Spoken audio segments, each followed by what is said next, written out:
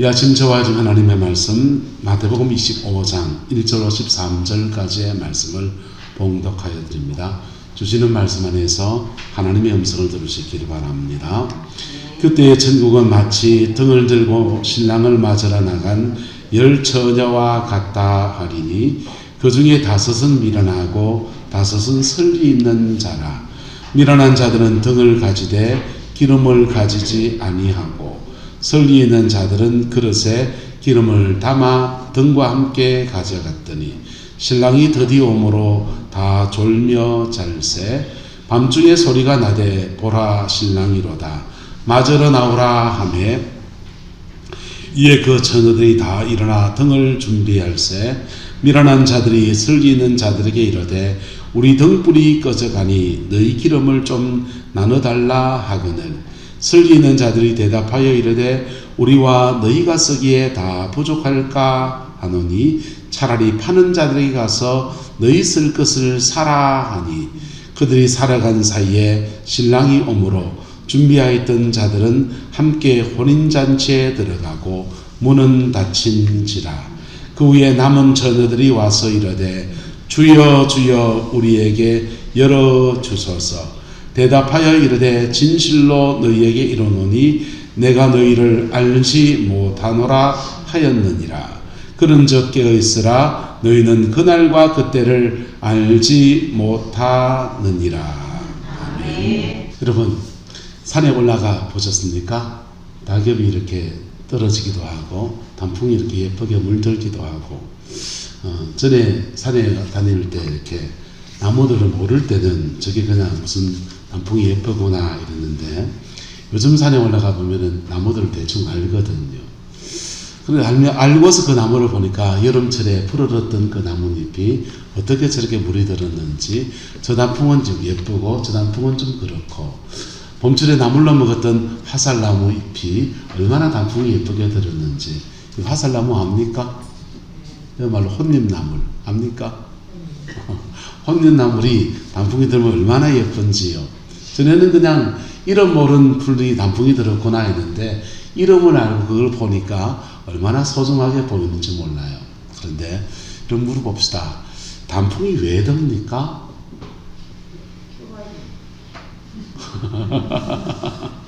단풍이 왜 드냐 하면 여름철 동안 모든 양분들을 가지고서 이렇게 양분을 만드는 그 잎들이 겨울이 되면 그걸 하지를 못해요. 그럴 때 잎에 있는 모든 양분들을 뿌리로 내립니다. 양분이 빠지니까 단풍이 나뭇잎이 물이 들어서 떨어져 버리는 겁니다. 겨울이 오기 전에 자기 나름 겨울 준비를 한다고 하는 것이 잎에 있는 모든 양분을 다 뿌리로 내립니다.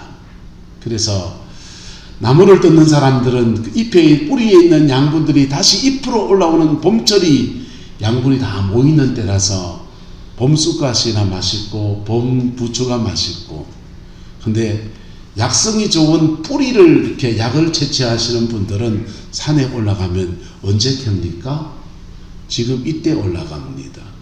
모든 양분을 뿌리로 저장할 때, 뿌리로 저장해서 우리가 알고 있는 만개잎은 잎이 푸를 때는 그렇지만은 겨울철이 되면 만개 뿌리를 토복령이라고 그래요. 구불렁구불렁 생겼다고 해서 땅 속에 있는 용이다 이런 뜻이지요. 그게 당뇨에 되게 좋은 약성을 가지고 있습니다. 왜 겨울철에 캐느냐? 약성이 다 뿌리로 몰려올 그때, 양분이 뿌리로 몰려올 그때 그걸 채취해서 약으로 쓰려고요. 산삼 뿌리를 먹습니까? 산삼 잎을 먹습니까? 뿌리를 먹지요. 그것도 지금 캐러 올라가야 합니다. 그와 같이 식물들은 자기 나름의 겨울 준비들을 해나갑니다. 겨울 준비를 한다고 하는 것이 자기 나름의 방법을 가지고 잎에 있는 모든 양분들을 뿌리로 내려서 저장하고 겨울을 어떻게 견뎌낼 것인가 자기 나름의 비법들을 가지고 그렇게 가요. 여러분 우리 인생이 유한하다는 거 인정합니까? 다들 긴 인생을 사는 것 같지만은 그다지 긴 인생을 살지 못합니다. 나무보다 짧게 살아요. 100년을 살면 우리는 잘 살았다, 백수를 했다라고 말을 합니다. 그렇게 긴 인생을 살지 않습니다. 언젠가는 우리도 인생의 겨울을 맞이할 때 하나님 앞에 서야 된다는 하는 것입니다. 그것에 대해서 준비하는 사람들이 저와 여러분 되기를 예수님의 이름으로 축복합니다. 인생의 겨울을 준비하는 것은 어떤 것입니까? 인생의 겨울을 준비하는 것들이 나뭇잎처럼 우리가 알록달록 칠하면 될까요? 우리 인생의 겨울을 준비할 때 사람마다 여러 가지 방법들이 있습니다. 그것들 중에 하나는 내 다음 세대들을 위해서 뭔가를 남겨놓는 것들이지요. 마치 씨앗을 준비해서 봄철에 파종기를 준비하듯이 내 남은 인생을, 다음 인생을 살아갈 우리의 자녀 세대를 위해서 뭔가를 남겨놓는 그런 분들도 있고, 근데 우리는 한 번 왔다가 끝나는 인생이라고 하면 그렇게 다음 세대를 위한 삶으로 살아야 돼요. 그런데 저와 여러분들은 천국이 있습니다. 영혼의 존재가 있고 영혼이 사는 세계가 따로 있다고 우리가 믿는 사람입니다. 거기에 대해서 무엇을 준비하고 계십니까? 거기에 대해서 얼마나 준비가 되어 있습니까? 옆 사람에게 축복합시다. 당신의 영혼의 때에 은혜가 함께하게 되기를.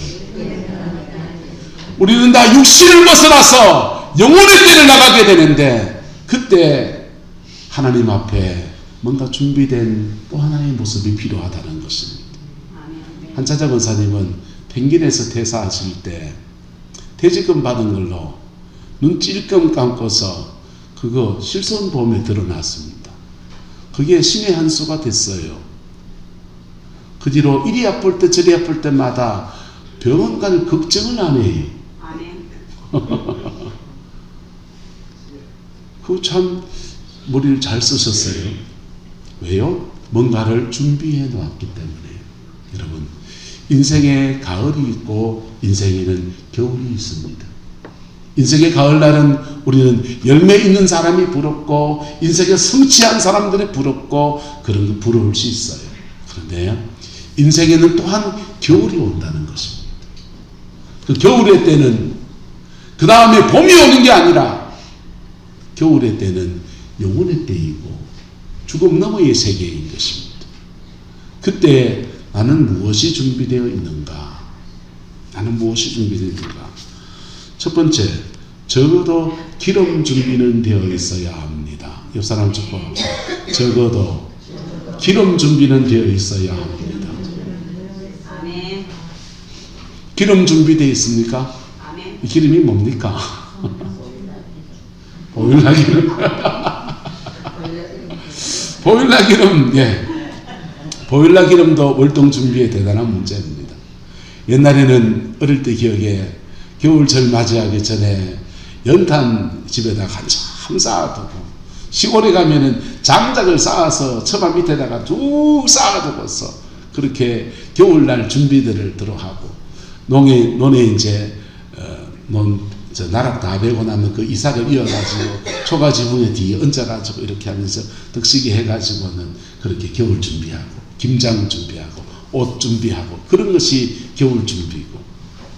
그처럼, 그런데 인생의 때에도 겨울이 있고 그 겨울에는 뭔가 다른 준비가 필요하다는 것입니다. 그것을 오늘 성경은 기름 준비해야 된다라는 말씀으로 말씀을 해주고 있습니다. 기름 준비가 저와 여러분들에 되어지게 되기를 예수 이름으로 축복합니다. 이 기름은 누가 주는 겁니까? 하나님이 주시는 겁니다. 하나님이 주시는 거고, 이 기름은 성령님의 보배로운 기름이에요. 이 기름은 어떻게 받습니까? 어떻게 받습니까? 어떻게 준비할 수 있습니까? 그 출발이 아니에요. 교회를 출석해서 말씀을 듣고 복음을 받고 하는 것들은 마치 등을 준비하는 것과 비슷합니다. 교회에 봉사하고 여전도에 소속하고 남전도에 소속하고 거기서 같이 뭐 이렇게 어울려서 뭘 다니기도 하고 성경을 공부하기도 하고 그런 것들은 마치 등을 준비하는 것과 비슷해요. 교회 직분을 받고 목사가 되고 장로님이 되고 권사님이 되는 것은 마치 등을 준비하는 것과 비슷해요. 근데 기름 준비는 아니에요. 기름 준비는 그 등 안에 기름을 담을 등 안에 기름이 차 있는 겁니다.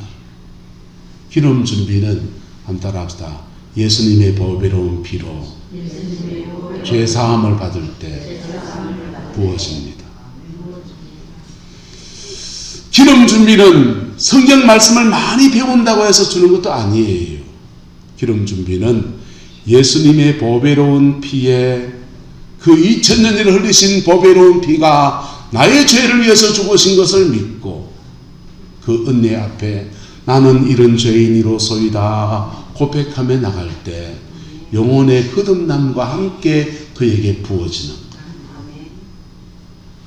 그 기름 준비가 첫 번째 미천처럼 그렇게 기름이 부어져요. 그리고는 그 기름을 또 다른 말로 불이라고 하거든. 옛날에 시골에 아궁이에 불 지펴 놓으면은 시집온 며느리는 매일 뭐 해야 되냐? 불관리를 해야 됐습니다.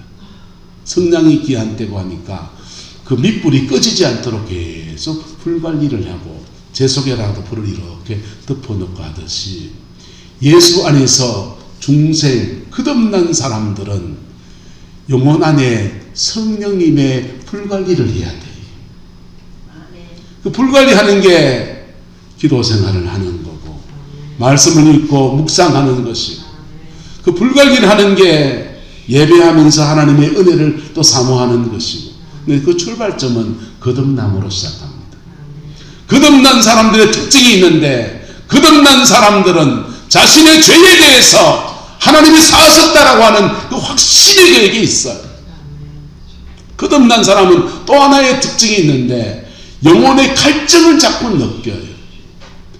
이게 불관리가 잘 안 되면 마치 이게 은혜가 떨어진 것처럼 마치 그 당뇨가 있는 분들이 당이 떨어지면은 몸이 쩔쩔쩔 떨듯이 당이 떨어진 것처럼 은혜에 대한 갈증을 자꾸 느껴요. 그래서 그 은혜의 갈증 때문에 이 교회, 이 기도원, 저 기도원 쫓아다니기도 하고 부흥회를 따라다니기도 하고 막 그러는 겁니다. 여러분 안에 영혼에 대한 갈증이 있습니까? 축복합니다. 거듭난 증거입니다.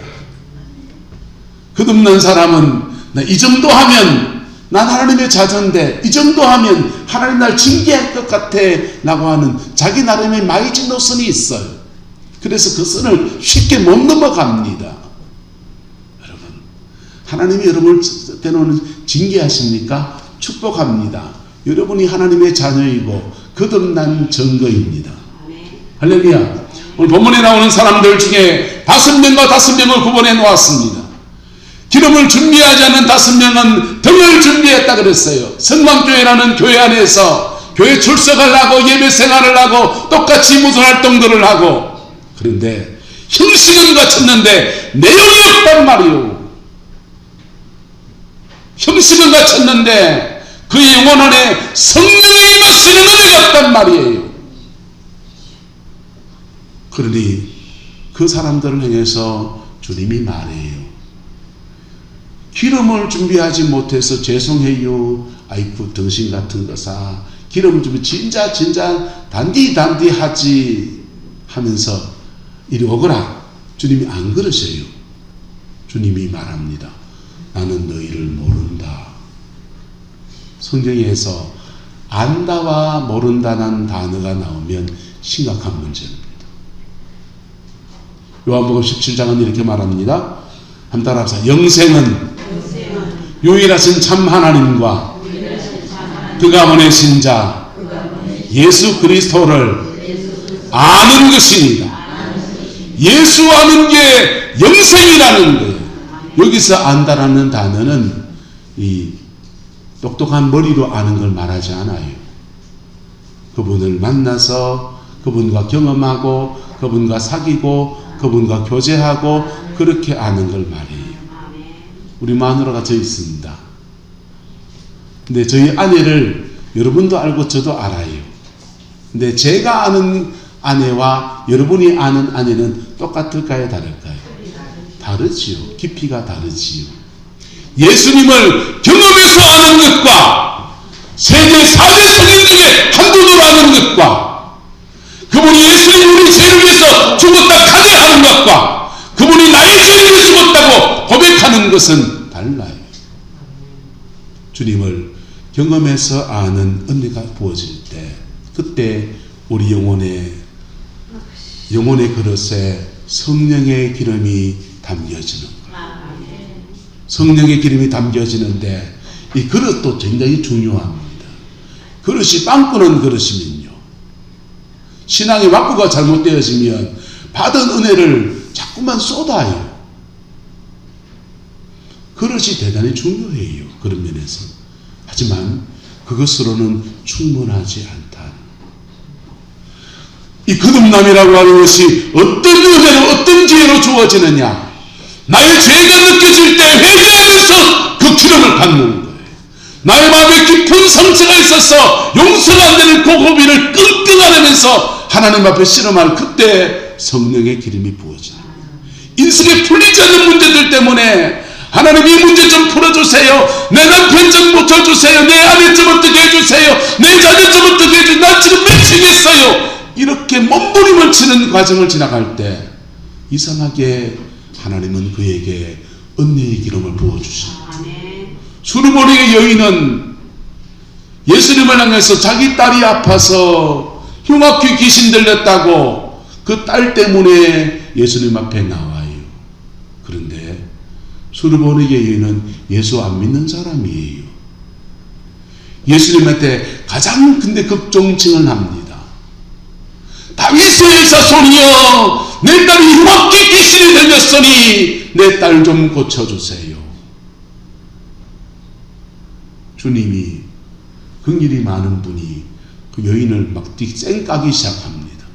자녀의 떡을 취하여서 개들에게 던지면 마땅치 않다.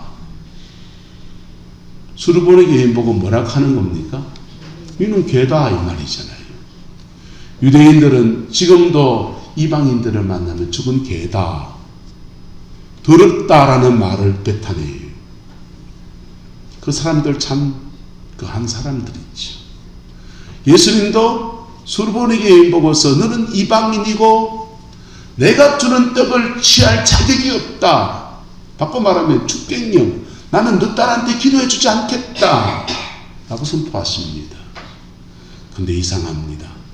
자녀의 떡을 취하여 개들에게 던지면 마땅치 않다라고 하는 주님의 말씀 앞에 여인이 맛집에 돌아갈란다. 내가 어디 개고 이렇게 돌아가지 않고 마음을 수그려서 말해요.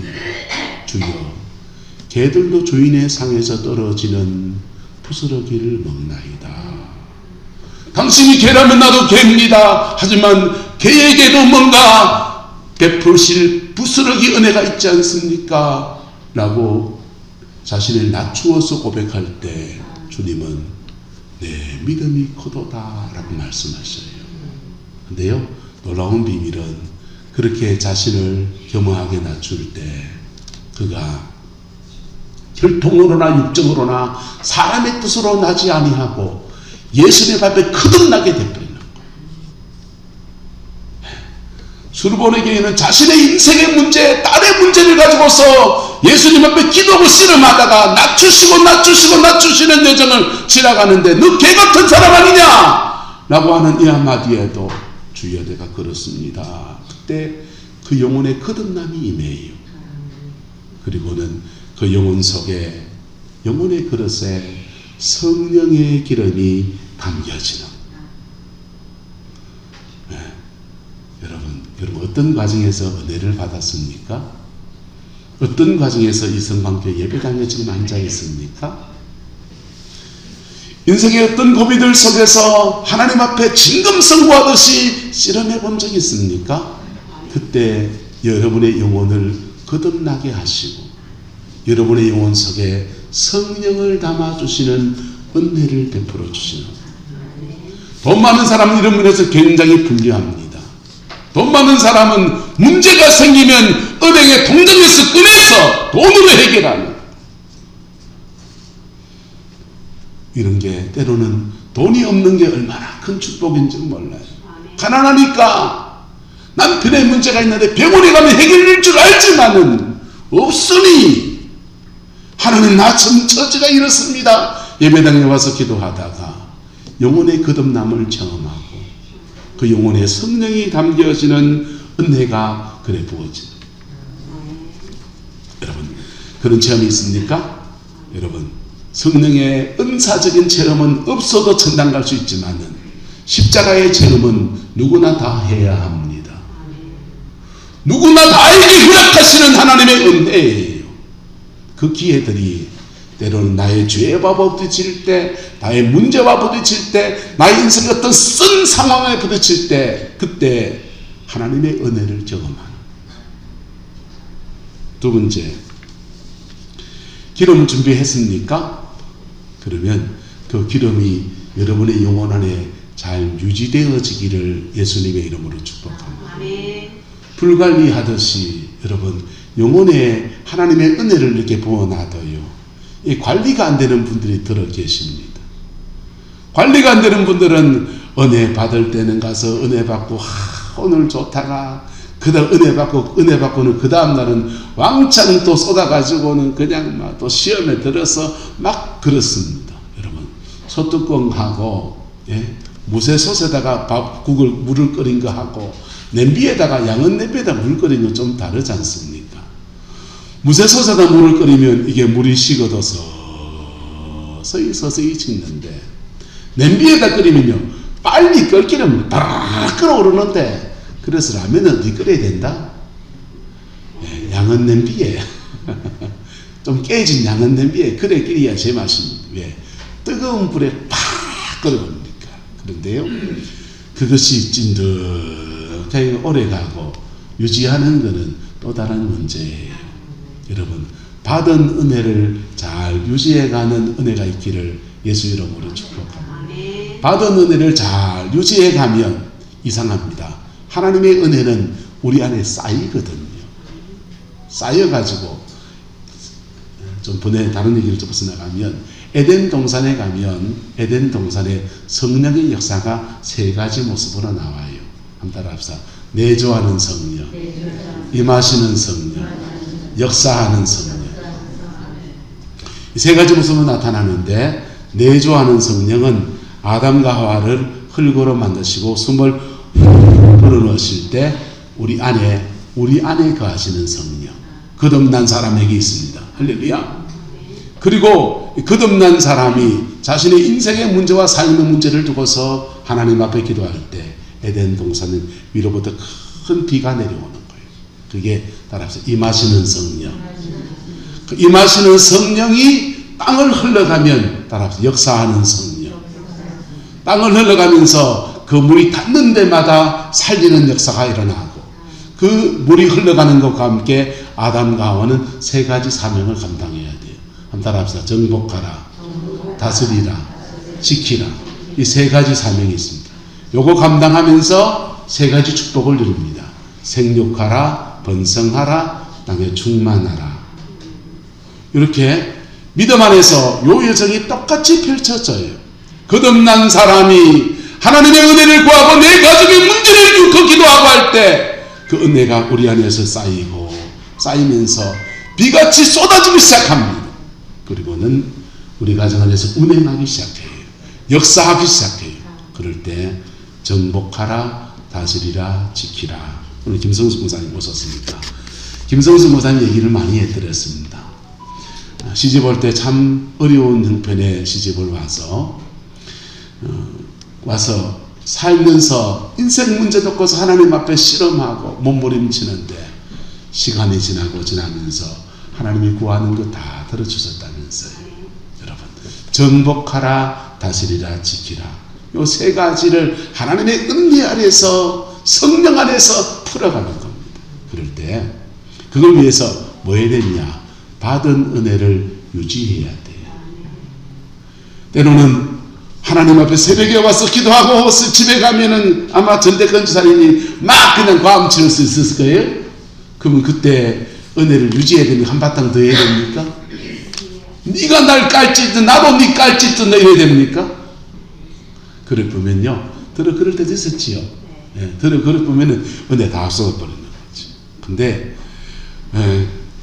새벽에 와서 기도하고서 집에 가서 받은 은혜 유지하려고 하니까 참을 때도 있고 견뎌야 될 때도 있고, 그게 견디다가 마음이 속은 너무 상한데 밖에서는 표현을 못하니 집에 교회에 와서 다시 기도하면 눈물만 나오는 시간도 지나가. 근데 이상합니다. 성령 안에서 기도가 쌓이면 주님은 그때부터 역사하기 시작해요. 그리고는 행복한 가정의 축복이 그렇게 이루어지는 것이지. 여러분에게 중생 거듭남을 통해서 인생의 어떤 계기를 통해서 성령을 받았든지 받은 성령이 여러분 안에 유지되어지는 은혜가 있게 되기를 예수 이름으로 축복합니다. 그걸 유지하려고 하니까 때로는 참아야 되고, 때로는 견뎌야 되고, 때로는 기도해야 되고, 때로는 낙심하고 지칠 때마다 나를 일으켜 세워야 되고, 때로는 그게 교회 안에서 안 채워지면 집회를 쫓아가기도 하고 기도원에 가기도 하고, 그러면서 받은 은혜를 유지하려고 그러는 거예요. 세 번째는 옆 사람 축복하고 불 밝힙시다. 받은 은혜가 유지되는 사람은 그때부터 자기의 삶의 자리 안에서 등불을 밝히는 사람으로 서는 겁니다. 오늘 본문에는 세 종류의 사람이 등장합니다. 첫 번째 사람은 등을 가지되 기름을 준비하지 않은 주님은 이 사람은 어리석고 미련한 자라 그러는 거예요. 세상에서는 똑똑하고 세상에서는 돈 많고 세상에서는 어떻게 살아갈지 몰랐지만은 하나님 앞에 섰을 때 이 사람 지옥 갈 사람이란 말이에요. 모른다 하는 사람이라. 두 번째 사람은 등은 가졌는데 거기다가 뭘 준비한 사람? 기름 준비한 사람. 주님은 이 사람을 지혜롭다고 합니다. 근데 여기에 10명만 나오는 것 같은데 등장인물 이름 없는 또 한 부류의 사람이 나옵니다. 10명의 처녀들은 다 졸며 잘새, 신랑이 드디어 오니까 다 졸며 잤다. 그런데 졸며 자던 10명의 처녀를 향해서 외치는 사람이 등장합니다. 보라, 신랑이 오다! 외치는 자가 있어요. 이 사람은 이름도 안 나와요. 이름도 몰라요. 성도 몰라요. 얼굴도 몰라요. 실제도 몰라요. 외치는 소리로만 등장합니다. 세례 요한을 표현할 때 세례 요한은 이름이 있는데 세례 요한에 대해서 이렇게 말해요. 광야에서 외치는 자의 소리가 있어. 이름도 없고 빛도 없는 것 같은데 외치는 소리로만 등장하는 사람이 있는데 오늘 본문에도 나옵니다. 보라, 신랑이로다. 주님이 오실 때가 되었다. 주님이 여러분을 맞이할 때가 되었다 라고 하면서 자고 있는 사람을 깨우는 사람이 있어요. 그게 불 밝힌 사람입니다. 등은 기름을 채우기 위해서 있고 기름은 불을 밝히기 위해서 있는 것입니다. 신앙 안에서 주님이 오실 때에 가장 칭찬받는 사람이 어떤 사람이냐? 불을 밝힌 사람입니다. 여러분의 남은 인생이 성령의 기름이 채워지고 기름 안에서 여러분의 인생이 주님 앞에서 빛을 발하고 세상의 빛으로 소금으로 그렇게 살아내는 불 밝히는 사람의 역사가 교회 안에서 가정 안에서 이루어지게 되기를 예수님의 이름으로 축복합니다. 주님은 그 사람을 칭찬하셨습니다. 로렌스 형제라는 형제가 있습니다. 이분은 프랑스의 수도사인데요. 뜻이 있어서 나이가 늦깎이로 수도원에 들어가려고 했습니다. 그랬더니 나이도 많고 별 재주도 별로 없고 머리가 뛰어나지 않은 것 같은데 당신은 이 수도원에서 받아줄 자리가 없다. 그러니까 로렌스가 그래요. 좋습니다. 괜찮습니다. 저는 거기 가서 주방에 일을 하면서 아무걸 하지 않아도 아무런 직책을 맡지 않아도 저는 들어가서 주님을 섬기는 그 여정을 꼭 걸어보고 싶습니다. 당신이 그런 마음이라면 수도원에 주방 보조하면서 수행하는 여정이 있는데 그거 해보겠냐 해서 로렌스가 프랑스의 수도원에 들어갑니다. 수도원에 들어가서 하는 일이라고는 아무도 주목하지 않습니다. 아무도 로렌스를 주목하지 않아요. 그저 주방에서 하는 일이라고는 감자를 깎는 게 로렌스의 일입니다. 매일매일 감자를 깎습니다. 근데 감자 깎으면서 시간 날 때마다 하나님 앞에 마음을 토해놓고 기도하고 자신의 마음을 하나님 앞에 내어놓고 간구하고 그 여정을 쭉 지나갑니다. 시간이 지나니까 묘한 현상이 생겼습니다.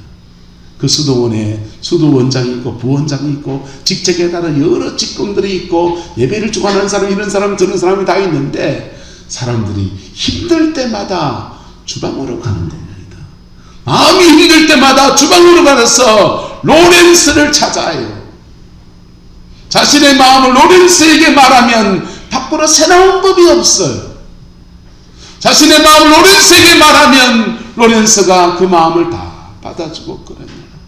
그래 힘들지, 그래 괴롭지.